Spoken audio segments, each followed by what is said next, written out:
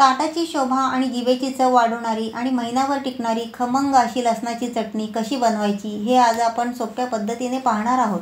ही चटणी तुम्ही भाकरी किंवा चपातीबरोबर, डोशाबरोबर किंवा अगदी वरण भाताबरोबर सुद्धा खाऊ शकता। शिवाय चटणी बनवताना मी एकही थेंब तेलाचा वापर केलेला नाही। यामध्ये मी काही पौष्टिक वस्तू सुद्धा घातल्या आहेत, त्यामुळे ही चटणी पौष्टिक आणि आणखीनच चविष्ट होणार आहे। चला तर मग झटपट चटणी बनवायला सुरुवात करूया। सर्वप्रथम मी इथे अर्धी वाटी शेंगदाणे घेतले आहेत। शेंगदाण्याचं प्रमाण तुम्ही तुमच्या आवडीनुसार कमी जास्त करू शकता।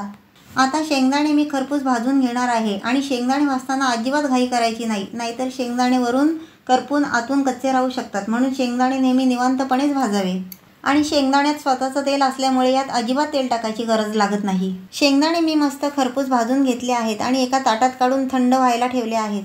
त्यानंतर मी त्याच पॅनमध्ये 1 चमचा जिरे, 1 चमचाभर बडीशोप, 1 चमचाभर पांढरे तीळ आणि थोडा ओवा घातला। आता या सर्व वस्तू मी मध्यम आचेवर खरपूस भाजून घेणार आहे। जिरे हे आपल्या शरीरासाठी फार उपयुक्त आहे। ते अन्न पचायला मदत करते आणि यामुळे चटणीला मस्त खमंगपणा येतो। आणि तिळामध्ये भरपूर प्रमाणात कॅल्शियम असल्यामुळे ते आपल्या हाडांच्या मजबूतीसाठी उपयुक्त आहेत, म्हणून पांढरे तीळ घातले। बडीशोप आणि ओवा हे पाचक आहेत, म्हणून ते सुद्धा या चटणीत घातले आहेत। हे सर्व थोडे खरपूस भाजून झाल्यावर आपण त्यात 10 ते 12 लसणाच्या पाकळ्या घातल्या। इथे मी गावठी लसूण वापरलेला आहे। इतर लसणाच्या मानाने याची चव जास्त छान असते।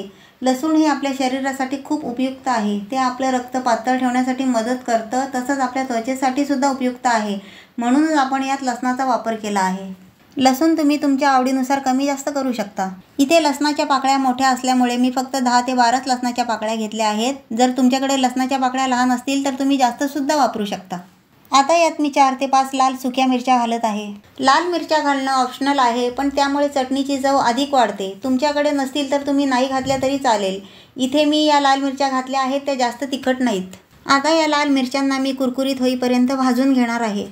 मिरच्या थोड्या खरपूस भाजून झाल्याच्या नंतर मी यात थोडेसेच मेथीचे दाणे घालत आहे। मेथीचे दाणे इथे मी उशिरा घातले आणि थोडेसेच घातले। जर ते जास्त भाजले गेले तर चटणी कडू होऊ शकते, म्हणून उशिरा घातले आहेत। त्यानंतर यात मी 10 ते 12 कढीपत्त्याची पाने घातली आहेत। तुम्हाला तर माहितीच आहे कढीपत्ता आपल्यासाठी किती गुणकारी आहे। मेथीचे दाणे आणि कढीपत्ता हे आपल्या केस वाढीसाठी आणि त्वचेसाठी फारच उपयुक्त आहेत आणि त्याचे जास्त सेवन केले जात नाही, म्हणून हे आपल्या चटणीच्या माध्यमाने खाल्ले जाते। तुम्ही पाहू शकता इथे सर्व जिन्नस अगदी खरपूस भाजून झालेली आहेत। त्यांना मी एका प्लेटमध्ये काढून घेतले। आता हे सर्व जिन्नस आणि शेंगदाणे मी हे थंड करण्यासाठी ठेवले आहेत। सर्वप्रथम मी शेंगदाणे मिक्सरच्या भांड्यात घातले। चटणी वाटताना जे तुम्ही मिक्सरचे भांडे घेत असाल ते नेहमी स्वच्छ व कोरडे असावे। त्यात अजिबात पाण्याचा अंश नसावा, नाहीतर चटणी लवकर खराब होऊ शकते।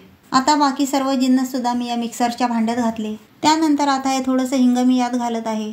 नंतर यात मी 1 चमचाभर हा लाल तिखट मसाला घातला आणि सर्वात शेवटी चवीपुरता मीठ घातले।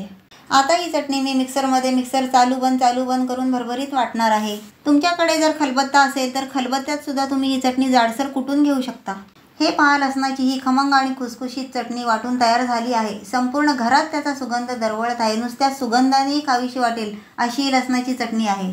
घरात जर कुठलीही भाजी नसेल तर ही चटणी तुम्ही चपाती किंवा वरण भातासोबत सुद्धा खाऊ शकता।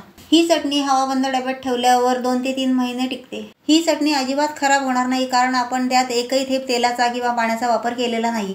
तर अशी ही चटणी तुम्ही नक्की करून पहा आणि चटणी कशी वाटली हे कमेंट करून सांगा। व्हिडिओ आवडला असेल तर व्हिडिओला नक्की लाईक करा आणि चॅनलला सबस्क्राईब करा। भेटूया पुढच्या व्हिडिओत। धन्यवाद।